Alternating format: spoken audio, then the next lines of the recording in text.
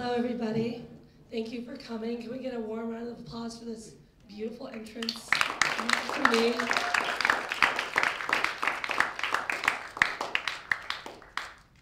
Thank you.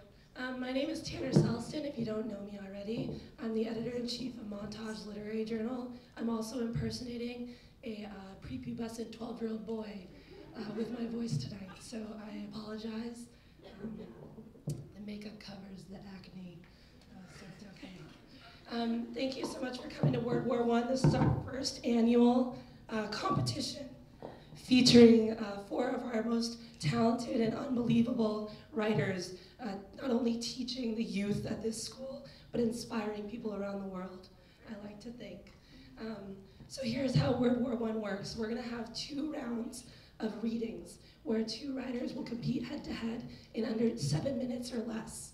When the 7 minutes are up, I will signal the writers where they have 30 seconds or less to wrap it up. If the time hits 7 minutes and 30 seconds, I will call out to all of you with a nice signal. That's when you let the paper airplanes fly up on stage to let them know to get the hell out of here, okay?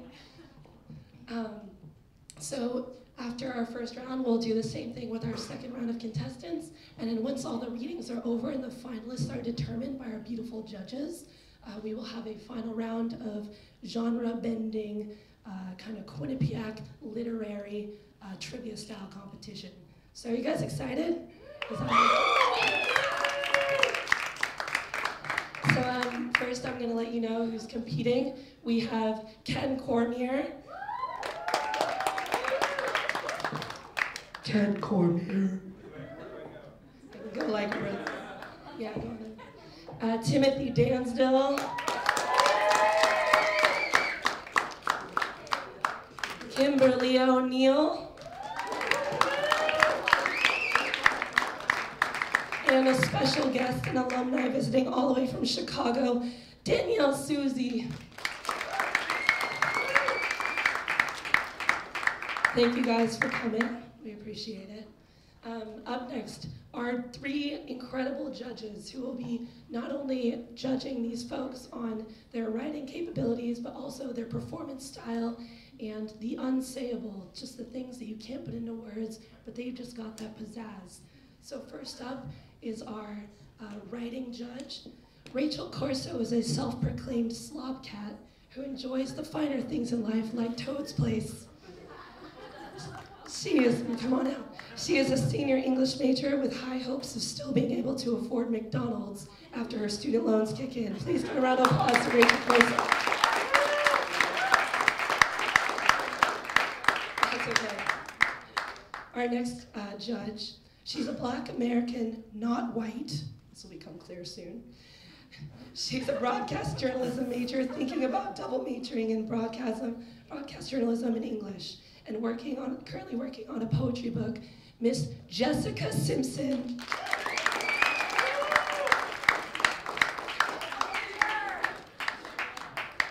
And Jessica will be judging our performance aspect. Our last is our unsayable judge, the one and only Justin Burnett, is fluent in 17 languages, including English, Sindaria, I don't know what that is, Elvish, and Whale. He played a crucial role in popularizing the adjectival use of the word Gucci in the state of Connecticut, and he's got you on that hookup. Here's Justin Burnett.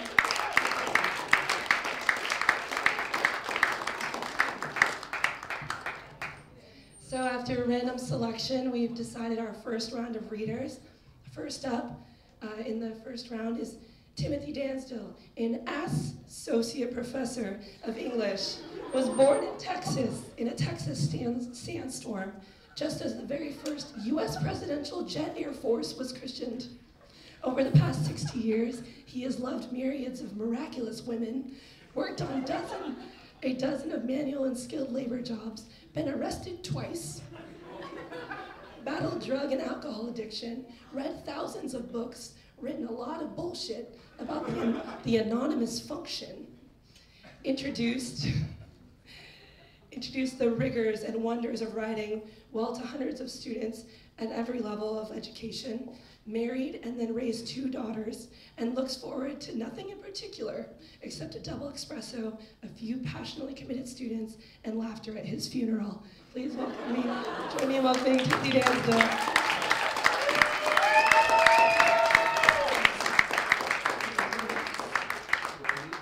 Not yet. You're gonna sit still for just a second. No, just come on, wait.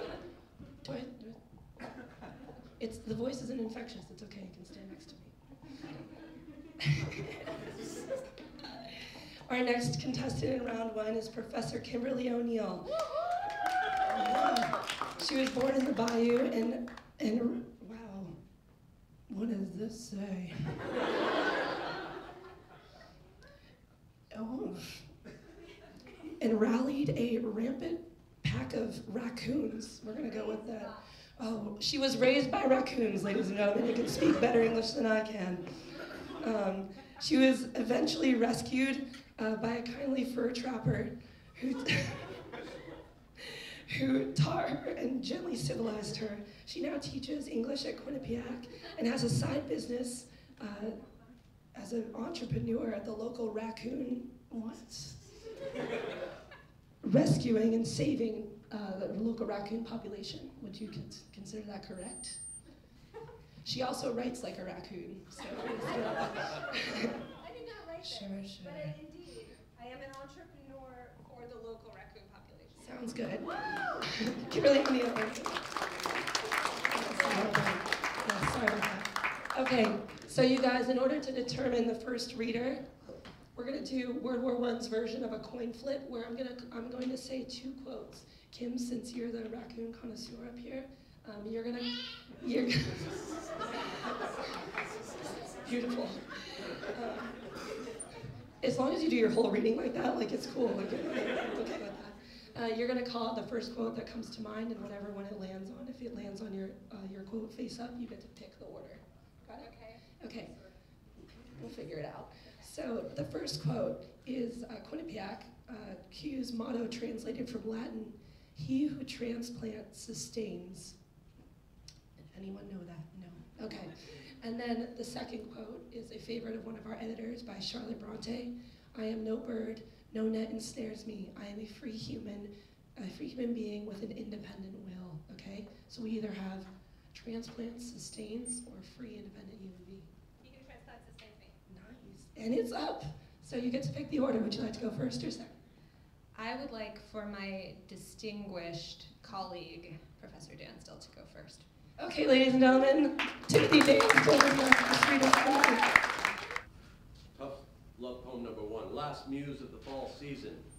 I'm camping alone and I'm all zipped up as the crickets sing the temperature low in this failing forest, this moving dark, where I listen for my 4-legged drill. Must be a skunk or distant foxtrot approaching my sleep, my near primeval dream of chasing down the wild pig I am, rooting around in my neighbor's garbage. No more heated garage, mortgage, marriage, but just when I'm out of my own earshot, the quails in my head, voices that disprove me, wrong footfalls on dry leaves, how fragile I am, how much isolation leads us back to love, or pulls the unwilling toward new violence, the ocean itself, gravity's bloodbath, and the moon, an unquenchable sound of men crying for their mothers who wave from the fire I make from dawn's dirty gown. She comes, here she comes. Must be the last one this season, whining sweetly of her declining birth rate, that she is tired and must rest on my cheek. Why I don't kill her and her pure intent to suck my fucking blood for her egg's contentment, I need not tell you, because I know you. Know this mosquito's the oldest lover of song. So why slap ourselves in the face when we know we are desperate for her kiss?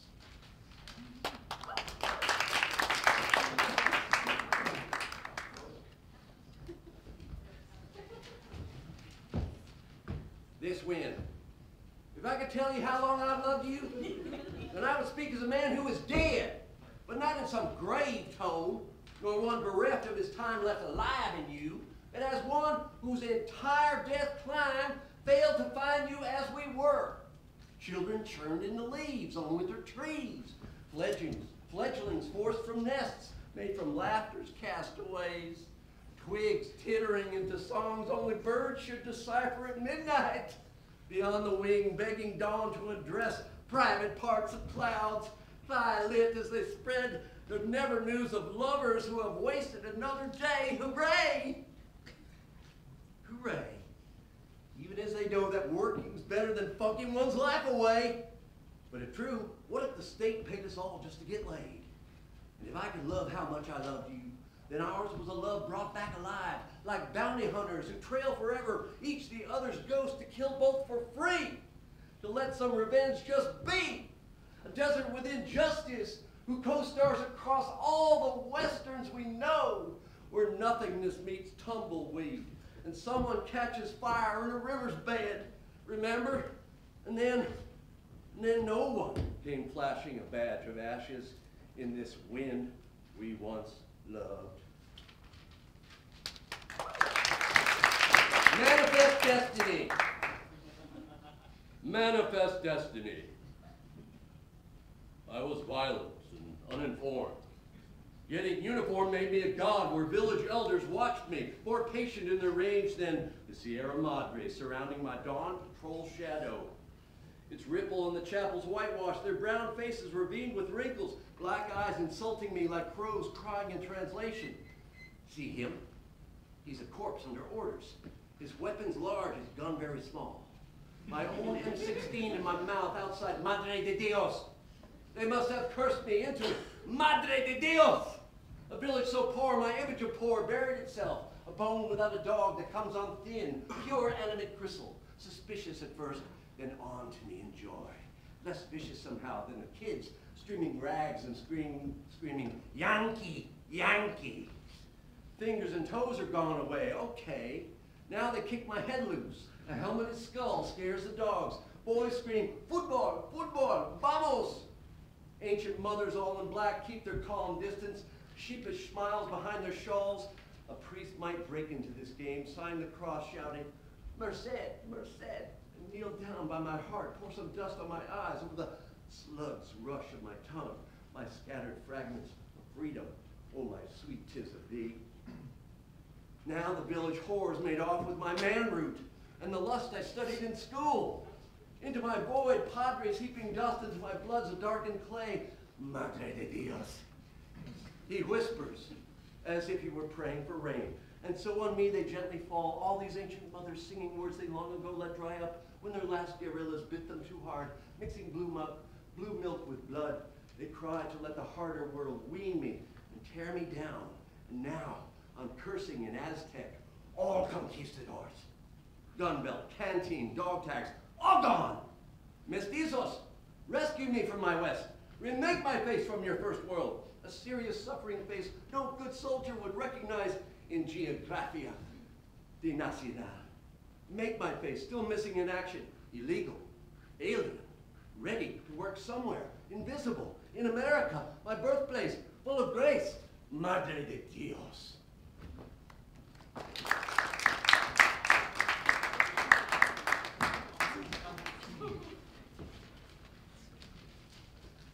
To children.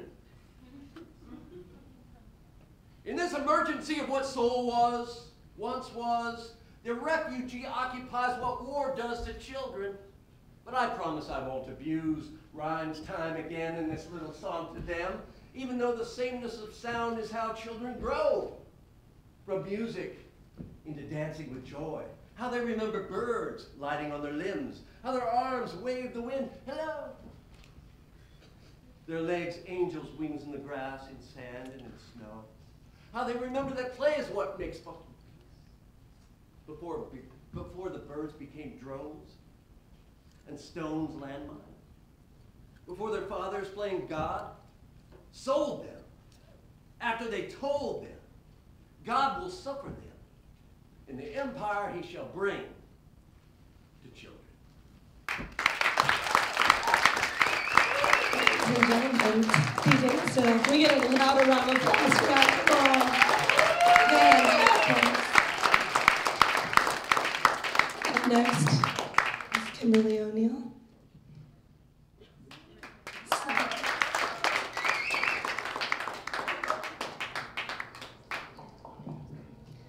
I'm gonna need the microphone for this. I'm not really a creative writer. I'm a literature professor. So the only thing I could think of to do for this was to share some thoughts from my diary, which I have excerpted and typed up for you, because my handwriting is so bad, apparently. That needs to be in full screen, please.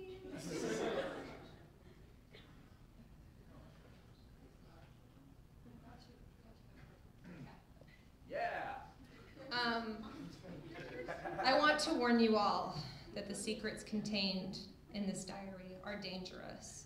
This may be my last chance to share them with you.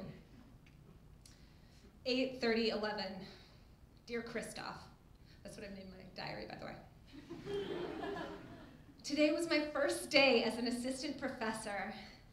It's official. My students call me Professor O'Neill.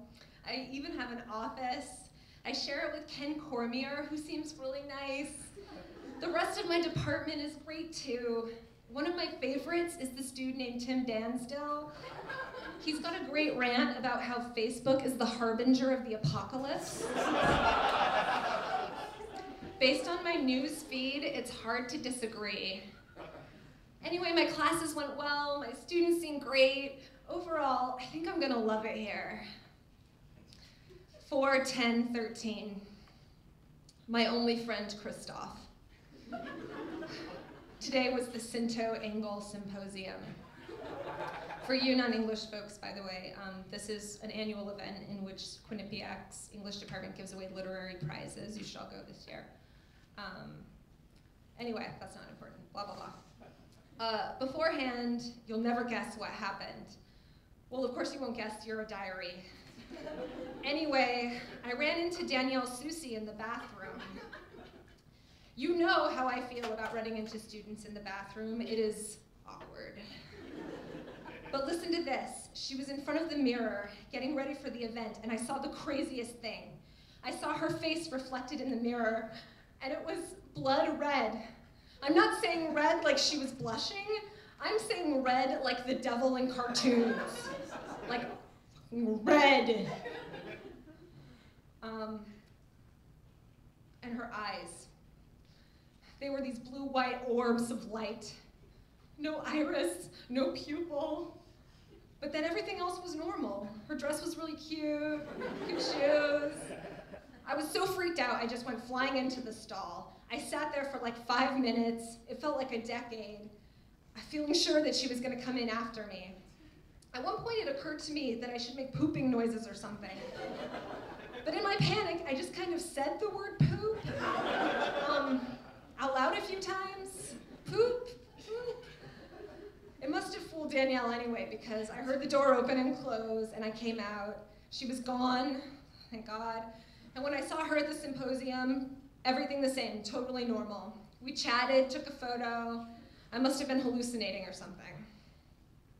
9:12:13. Help me, Christoph. Things at Quinnipiac just get more and more bizarre. Today I turned the key and walked into my office, only to find Ken, or a terrible monster that looks something like Ken, with green scales and spikes sticking out of his laid-back sport coat that he always likes to wear. He was calmly munching what I'm pretty sure was a lacrosse player. Hey, Kim, he smiled, want some? Lacrosse player.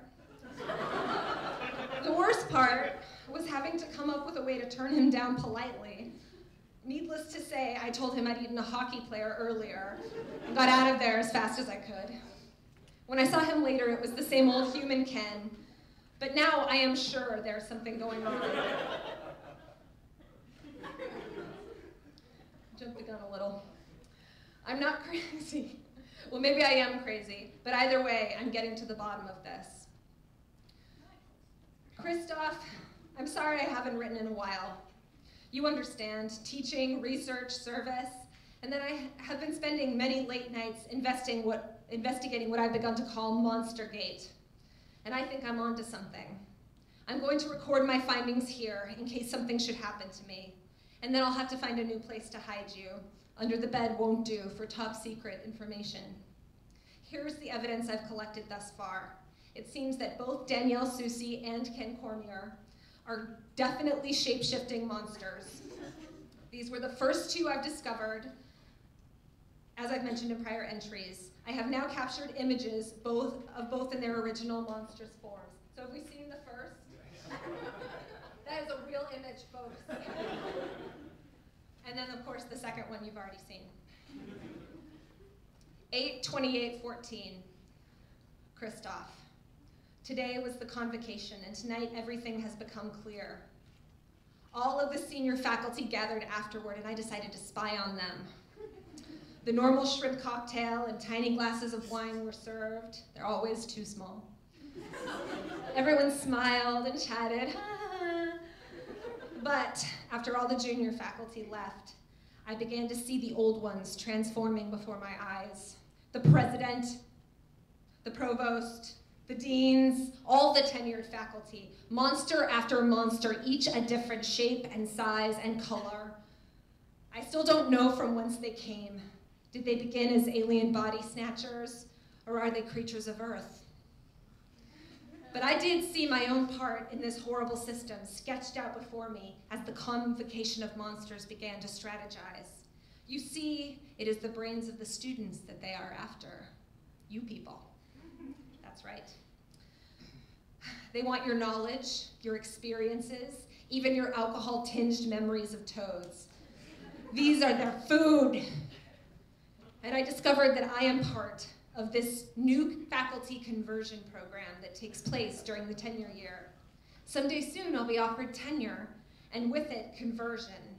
I and other new faculty can become the monsters of our choice. I'm thinking a furry one maybe for myself.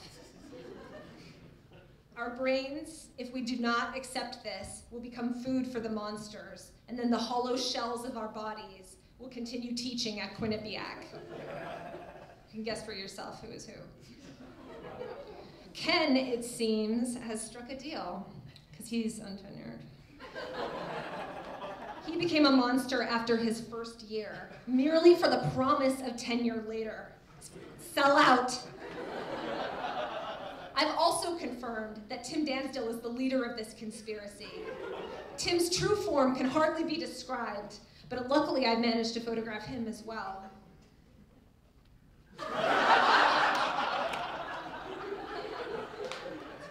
7-minute warning. I don't know what to do. I don't know how to stop this or how to save my poor students who are all I care for in this world. And I still don't know how Danielle is involved. Okay, so I also have some other details about this case. I know I'm not giving you as much information as you need. I've made 100 copies of my diary and hidden it in different locations in the greater New Haven area. So you all should go out and find them, and then you will know the full truth. So I'm just going to read a little bit more. I have very little time left. 30 seconds. 2/26/15. Goodbye, Christoph, for this will be my final entry. Tonight, I plan to expose the truth at a QU event called World War I. Can you say it? Oddly enough, no one has questioned my participation in this event, despite the fact that I'm not a creative writer. Perhaps they plan to eat me immediately after. But I worry about the other 3 contestants, Ken, Tim, and Danielle, who is back now. I'm still uncertain of her role in this plot, but I think she's been spreading it to her master's program in Chicago and God knows where else. So I will read this diary to students. I will warn them, though it may cost my life. Likelier they will think I am insane, even after I show them the evidence that you have seen. All I can really hope is that somehow mankind will overcome this pernicious threat to our intellects and to higher education itself. Also, I hope that some sort of statue or memorial is erected for me. A big one made out of pink marble. Thank you. Give a hand, everybody. A little over time, but with a presentation like that, who really cares? Okay, we're going to go to our judges for their first round of commentary. You'll all be commenting on Timothy Dansdill's performance. Up first is Rachel with Literary Merit. Wow. So I was just, while you were reading, I just was so consumed by the images and just the repetition, and it reminded me of like Alexander Supertramp, like on a bunch of ecstasy, and it was really beautiful, and I was just so captivated, and really great job.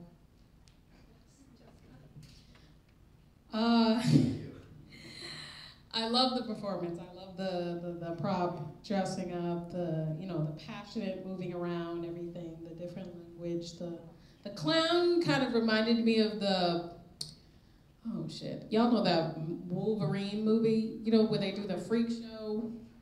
The Wolverine Origins, X-Men Origins Wolverine, and they do this freak show.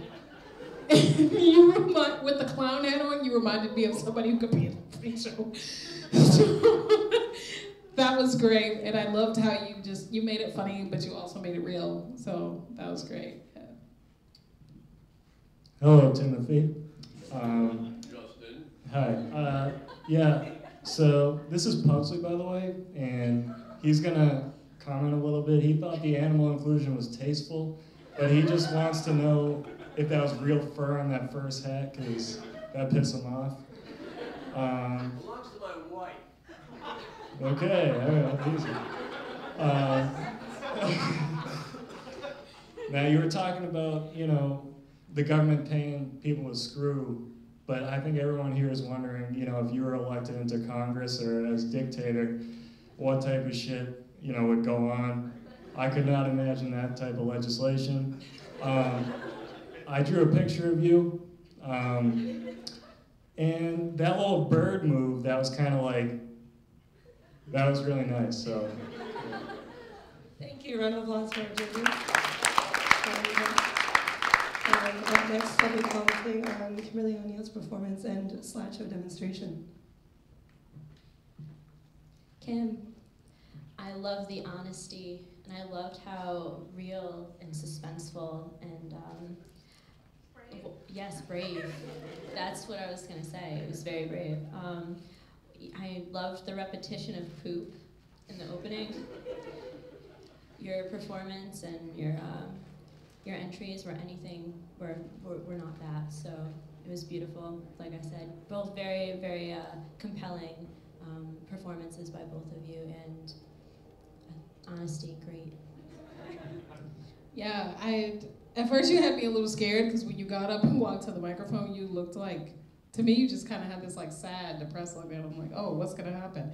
But then you got up there and you were just hilarious, and I loved it. You made us all laugh, and you gave me that impression of the girl who who just observes everybody and was like, ew, that bitch, she shouldn't have wore that. Because I do it all the time. I'd be like, ew, no, you shouldn't have came to the function. But not wearing that, no. But I liked it. Like she said, it was very honest. The performance was very honest, and you did a good job playing the role very well. So speaking of honesty, you went through dates on there, but I was wondering if you had any entries for 420. Just because with the raccoons and the raccoon noises, and then the pooping noises. It was mentioned that, I'm fluent in whale, and the whale noise for poop is something like now, you were also talking about monsters, and you mentioned our president, and I was wondering what a Leahy monster would look like. I wrote it would be like a mix between Sauron or Darth Vader mixed with an Irish Mitt Romney. And then, as for the Dansdill monster, I thought you did a good job of that, except, I felt like the snakeskin boots would kind of like envelop him, and then he'd become like Lucifer. And then, you're worried about, your contestants here, but, what the hell's up with the students? Like, is this like an Air Force? What is this, like North Korea? Like, I don't know if you should check these things for anthrax, but yeah. See, where the hell did you guys get those? Thank you, Justin. Another round of applause for our judges and for our two readers. So, Rachel, Justin, and what the hell is this dog's name? Pigsley. Have decided, you wanted me to include this damn dog, have decided that we go for Kim because, With a K, right? yes, because of it was just extremely creative. I mean, I wouldn't have thought to come up and read a diary, you know, talking shit. I wouldn't have, even though it'd be great, because I talk shit. That's what made it so great, because it was just so honest, and it was innovative, and we really liked it. So it was a very close vote. It very much so. Big round of applause for our winner, Kim O'Neill, the first round. And another round of applause for Timothy Dansdill for his amazing performance. Such a close call. For our next round of contestants, I have a brand new info sheet that maybe I'll be able to read this time, because it was written by humans. For our second round of readers, Danielle Suzy is a QU alum and grad student and professor at the School of Art Institute in Chicago. She was recently named among the top 5 emerging Chicago poets. My friend and our beautiful guest, Danielle Suzy. And up against this QU, let's just call you an all-star. We're gonna go for that. Ken Cormier is a professor, performance poet, independent radio producer, and musician. He is the author of 2 collections of stories and poems, and his live performances have been described as a quote-unquote William Burroughs exorcism through a karaoke machine. Ladies and gentlemen, presenting you Ken Cormier.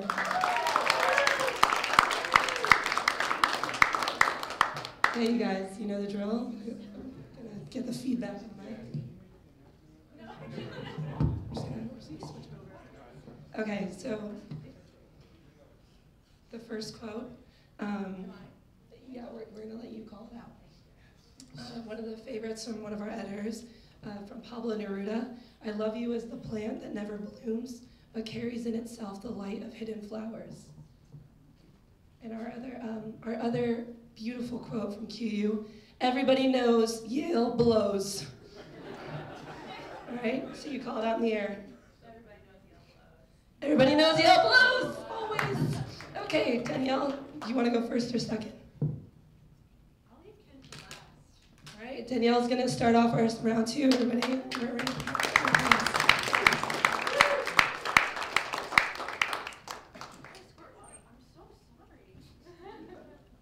You guys are going to want Ken to go last, because you're going to want to walk away and be like, ah. Thank you to Kim for exposing the truth. I really, so important. I'm a poet, but I'm gonna read fiction. Sound good? It's called Trampoline. I have the urge to sleep with my door open tonight. I know that if I jump once on the trampoline that my shirt will disappear. If I jump twice, the shirt will reappear, but my skirt will be gone. 3 times and I might lose my bra. The trampoline in the backyard took and gave simultaneously and in the oddest way. If you should jump naked onto it, you might actually come off lucky in having gained a pair of socks. Many people were fascinated by it. The homeless men in the neighborhood heard about it and began lining up to strip off what ragged clothing they did have just for the chance to walk away with a scarf, likely displaced from someone bouncing on another distant trampoline.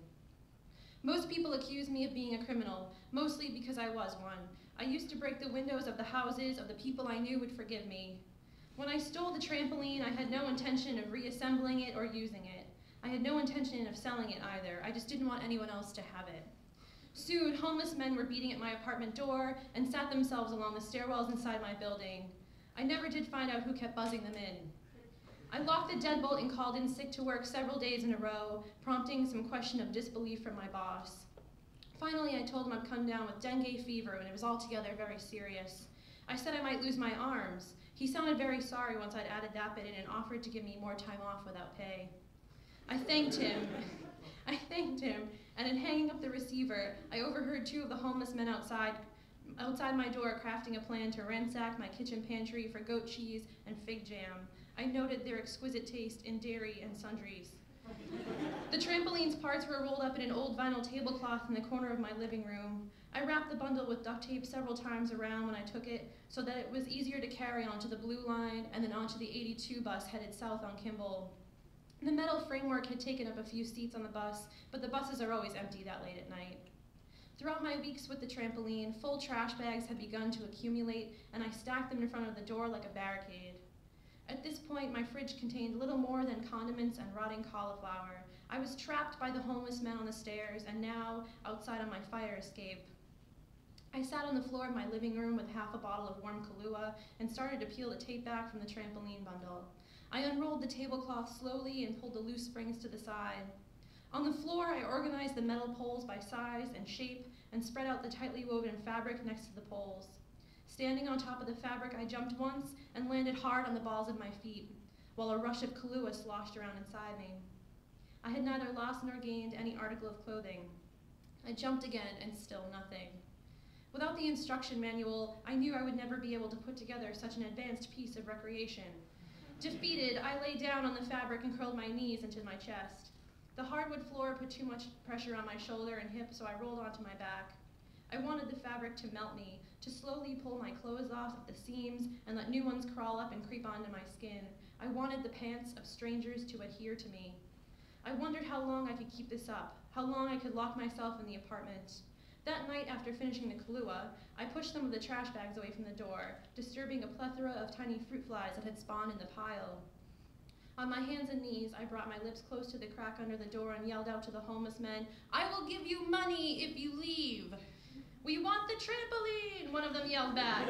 "Yeah, just give it to me," yelled another, deeper, clearly more convincing voice. I went back to the fabric mat and lay down with my cheek against the woven nylon. If I didn't want anyone else to have the trampoline, I would need to destroy it. I stood and set to work searching through the kitchen drawers for a pair of scissors. Sitting cross-legged beside the fabric, I took it in my hands and carefully cut the circle down into a perfect square. The thickness of the fabric resisted at first, but I quickly learned how to maneuver the sharpest parts of the blades to sever each tiny woven cord. From the large square, I cut several smaller squares, each about 8 inches across. From the small stack of fabric squares, I lifted one and folded it into a triangle and then into another, smaller triangle. With that triangle, I formed a flat, conical shape and began cutting into the sides and tops. Scraps fell from my work as I snipped away, and when it was unfolded, a beautiful black snowflake remained. When I was a child, my mother and I used to make paper snowflakes to tape to the windows of our house as wintertime decorations. It was May now, but I took a straight pin from a previously untouched sewing kit and attached the snowflake to the living room wall next to a round mirror. My haggard reflection in that mirror reminded me in no way of the little girl who scotch-taped paper snowflakes to window panes to mark the beginning of the New England frost. I sat again and finished cutting each of the squares of fabric into distinctly patterned snowflakes. When I finished, I opened the window of my living room and looked down to the swarm of homeless men that had been camped there for weeks. One of them was eating Ritz crackers from the sleeve. I took a single nylon snowflake and released it unceremoniously. It cascaded down to them. They were confused. The man who caught the fabric snowflake moved it around through his fingers. "She cut up the trampoline," he exclaimed. All of their voices rose at once like a storm over a seawall, so I dropped another down, and still their voices rose in anger. 2 more, and then 2 more still, and another 2, and another 2, and continued in that way until there was a steady fall of black snow upon the men below me. They became silent. I gathered all of the tiny scraps that had fallen on the floor and lifted the palms of my hands over the sill and scattered the pile like confetti. With nothing left to hold out for, the men dispersed slowly, pulling their knapsacks and plastic bags behind them, leaving nothing but snuffed out cigarette butts and a perfect snowdrift. Thank you. Thank you, Danielle. Up next, we have Ken Cormier.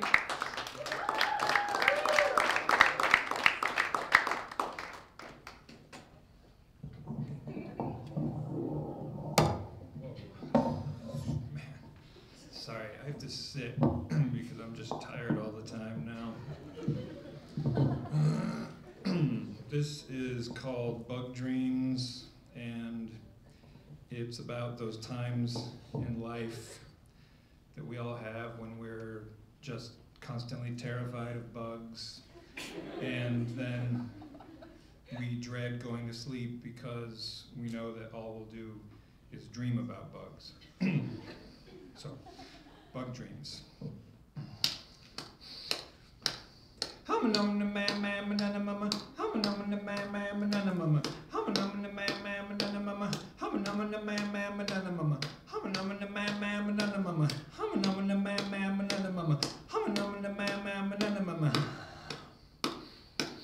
I can't complete anything, I got the sonic on the bounce, fake it in the bed, oh no, oh yes, oh God, got a feeling like I run away. Buy another pack of cigarettes and take it to the trash can, smoke down, look around, throw away, oh God, oh no, oh yes, got another feeling like I run away. I can't complain about the color of my teeth, just grab one more night away. Television, all I do and feed it to and pack up my things and I run away. Spend all your time and money, save up to buy Sunday paper.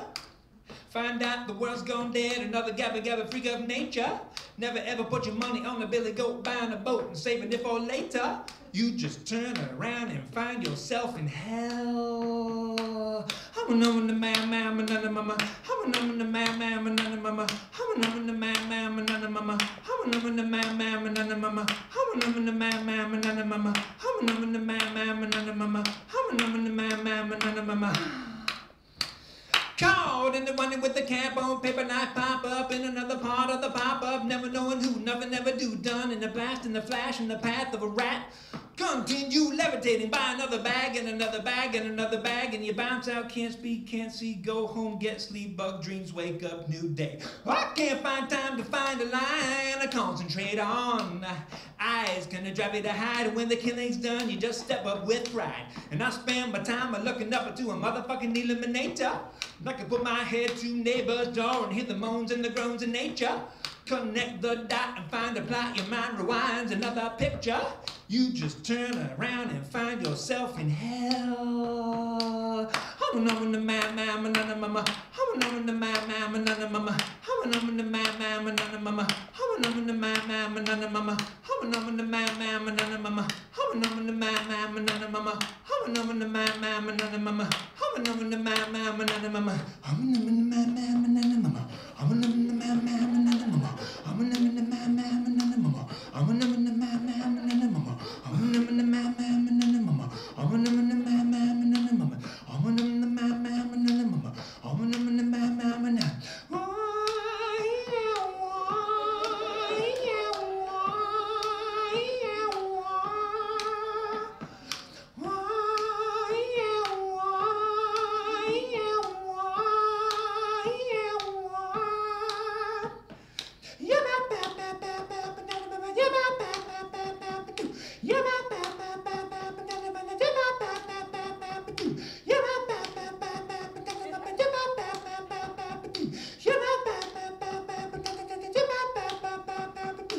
Spend all your time and money, save up to buy Sunday paper.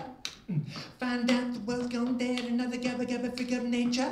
Never ever put your money on a billy goat, buying a boat, saving it for later. You just turn around and find yourself in hell. I spend my time looking up to a motherfucking eliminator. I can put my head to neighbor's door and hear the moans and the groans of nature. Connect the dot and find a plot, your mind rewinds another picture. Cormier. Okay, another big round of applause for both of our featured writers this round. I do not envy you guys. First, we're going to talk about Danielle Suzy. Danielle, first, I love your shoes. Second, I really liked the absurdity of this piece and like the trampoline, very beautiful. It's a common theme for the evening, beautiful, very honest. No, but seriously, really, yeah, brave. Very strong narrative, I really liked it. Didn't remind me of anything, but I liked how it was oddly sexual in the beginning. I don't know, maybe that's just me, but yeah, no. Really dug it. It was great. You sexual in the beginning? Too much Pornhub? Oh, really? I didn't know this. Oh, I admire you for thinking that it's sexual, really. Well, she was like jumping. Well, I admire you. I'm all for you. I am. I love how you were very silently upfront with things. I loved that persona. You're just like, fuck the boss. I'm not going to work.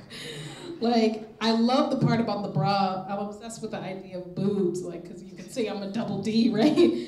So,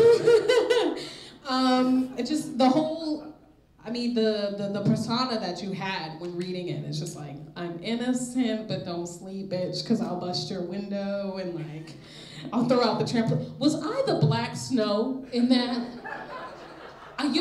Anything with havoc and chaos that's black, obviously I get reminded of myself. I'm like, that trampoline is a sign. I know. It's just like, oh, that is just like, I don't know, like, that's the symbolism. I loved it. I just loved it. It just reminded me of myself for some reason. It's just like, I'm just havoc. Everything would just drop me out. But I really liked it. I really loved it. I did. Yeah. So do you still have any of that trampoline left? Now, you know, you were talking about fevers and you talked about the New England cold. And like, a lot of people are getting sick now because it's been cold as fuck. But, you know, there's an expression in a town in New England, Salem, you know, where they killed a bunch of witches, where they said, you know, it's colder than a witch's tit. But I don't know if you guys have ever heard that, but it's actually true. I'm not making that up. But like, I just don't understand that, you know? And like, I love your piece, but I was kind of thinking about it. And, you know, I don't know like where they make this distinction, because, you know, you have a movie like Hocus Pocus, right? You got Sarah Jessica, whatever her name is, Sarah Jessica Parker, yeah. So, you know, they seem warm. But then you have like, you know, Into the Woods and like Meryl Streep, and like, those are cold as ice. But, All right, round of applause for that stimulating, very stimulating judging. Up next for Ken Cormier. Ken, very beautiful. I love the sound play that you had going on, and like the repetition. It just, you know, brought your performance to life, and very honest. Brave. Innovative, that's a new one. No, yeah, like the hell and the fade out, that was just like brought up like the absurd, like obsessive nature of it. It was really, really interesting and compelling. Really enjoyed it, thank you. I've never seen that side of you before. Honestly, never. In class, you're just very contained, just, you know, chill and laid back. Do you sing that song to the kids at home? You need to sing that song to the kids who want to be like, oh shit. I love the Outcast, like the Outcast sound. If you know the band Outcast, you know, Andre Benjamin, hey, because he has that high end note in every, you know, lyric. And I loved it. I thought it was great. When you were talking about bugs, I'm afraid of bugs, terrified of bugs. I recently looked at a picture of an Australian spider. I was like, and it was like a picture saying, Australian spiders, they'll fuck you up. I was like, I can see that. It was like eating a bird. Anyway, so I really enjoyed it. I loved it. I loved the rhythm, everything. yeah, so when you lowered that mic, I was getting pretty pumped up because I thought you were going to bring out like a Hobbit or something. But then I was pumped that you kind of like dropped your beat, because, you know, I kind of went in like on my own in my head, but I wrote it down. So I kind of like went like Rick Ross. I don't know if you know him, but it goes something like, I'm ballin', thug life. I'm crawling, bug's life. So yeah, then there's that. And then, you know, you talked about buying bags, and I don't know if you heard my intro, but yeah, I got that. We have reached a decision, silence, mortals. Yeah, so Pugsley, not Pigsley, is actually going to say this, but he's actually right there. He's too shy. After a very close contest, we're going to have to give that one to the Beats of Ken. Yes. And another round of applause for Danielle Suzy as well. Thank you to all four of our contestants. We're now going to move into our final round to determine the winner. If I can have my two finalists join me on stage, Kimberly O'Neill and Ken Cormier.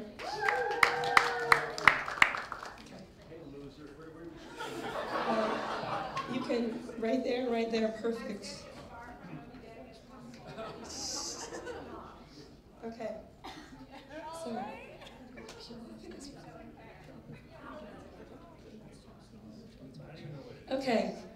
So this round is called Quinnipiac versus the Classics. In a Price is Right fashion, but not Price is Right, because we're all about originality at this event. Totally original idea. We are going to give you two options. One from either a cost of living at Quinnipiac as a student, or a cost of a literary classic or any literature item that we give on this board. So every other round, Ken, you'll be red, Kim, you'll be blue. Yes, you're gonna go first. We're gonna give you two prices. You're gonna stick the prices that you think match with each object onto the board. And if he gets it right, you get a point. If you don't get it right, then just a zero. Okay, so for our first matchup, we have Chartwell's Sushi and Moby Dick, new edition of Moby Dick on paperback from Amazon. And our two prices are $7.29 or $2.24.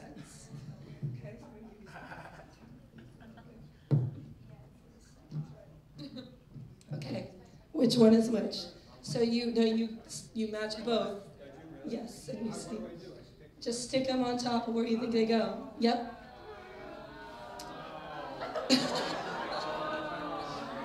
Is he wrong, Kira? You're wrong! Chartwell's, one single sushi roll at Chartwell's is $7.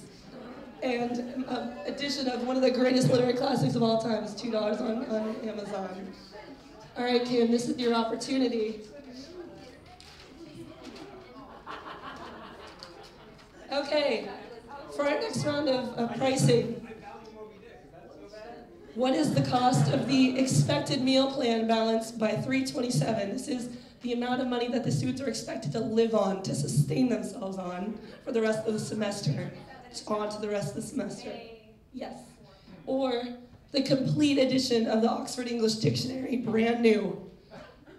Our two prices? Yes. Printed. Okay, one of the costs is $560.03.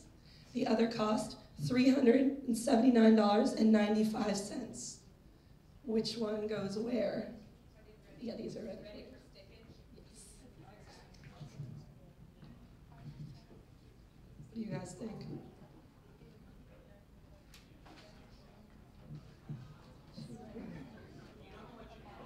Incorrect. The expected meal plan balance by the state is $560, and the OED online, which... I meant to put it the other way around. Good intentions, 0.5 points. So right now, we're tied up, 0-0. Our third round of pricing, the cost of an overnight parking ticket from North Lot if you do not have a permit, or the cost of buying Coos Advanced Poetry book requirements for this year's syllabus. Oh my God, can I get audience feedback? Yeah, you can get audience feedback. I can? What do you guys think? Oh. Yeah, you count. All right, the two costs are $60 and $40.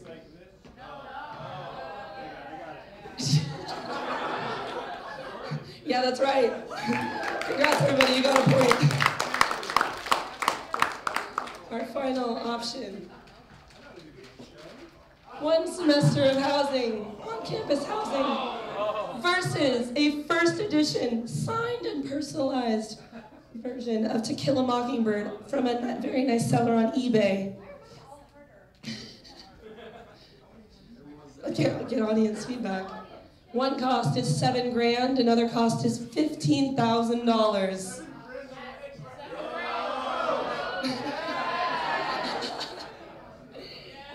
And shockingly, you are correct. So since we're tied at 1-1, we have another bonus round for you guys that Kira will be maestroing for us. This round is called Whose Adaptation Is It Anyways? Another really original quote. In this round, we're gonna play a snippet of a song featured in a Shakespeare adaptation movie.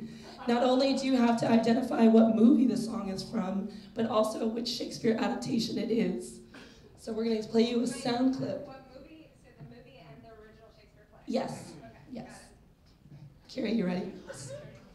Okay, for our first one.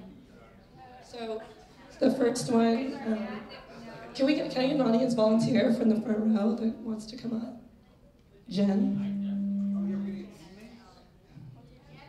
Yeah, let's get teammates. Let's get one more. Anyone else want to come help? Nobody? He's got the hat on already. Team Dansdill being featured.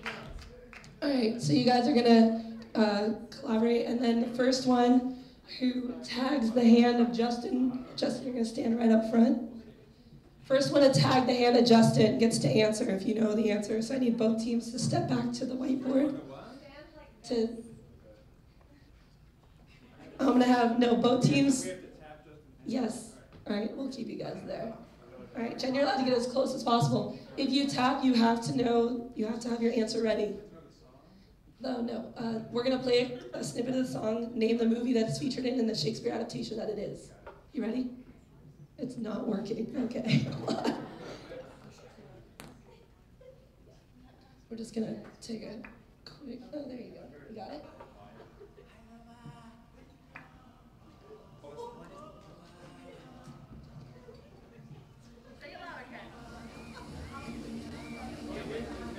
You got a tap? Okay. Jen. Hamlet, Circle of Life. Yes, what movie? Lion King. Yes, that's correct. You're 1 point for Jen and King's team. Okay, up next, we have our next song ready.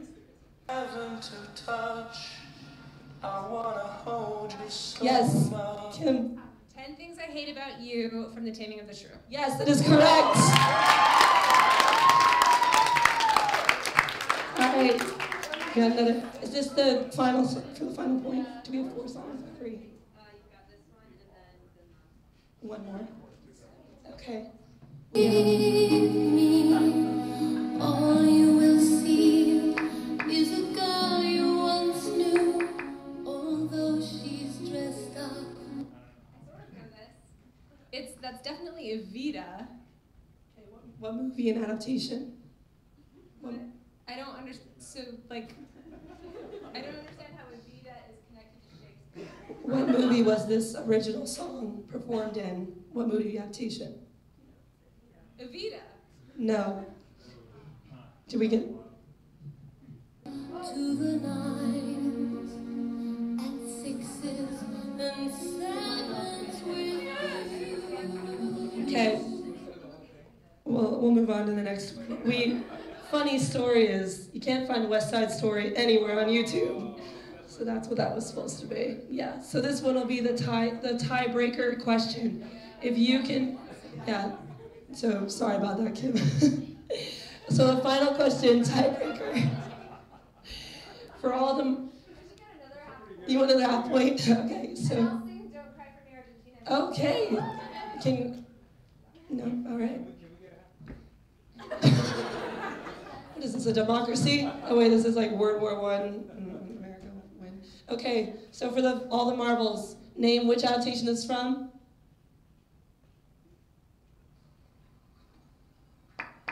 Hey!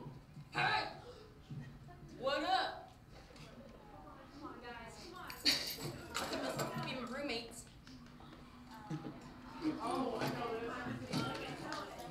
What's your name? watch the bash in Hastings? Of course you do. Okay. The Sandra and Toby, they live next door? Yeah, freshman dorm's that away, twiggy. Seriously, how old are you? I skipped a couple grades. Nobody know? Anyone from the audience want to tap on a certain hand to determine the one? Wait. Jen, you got it? Okay, so I got it. You got it? Yes, but I think. It's an adaptation of Twelfth Night. It's She's the Man. Yes, that is correct. Kim O'Neill, ladies and gentlemen, is our winner. Kim, yes, that's it. Kim O'Neill is crowned our winner of Award 1. Please accept your scepter. Would you like to say a word? Yeah. I can't resist the opportunity to have a microphone in my hand. I never do this. I just really want to thank all of you, my students,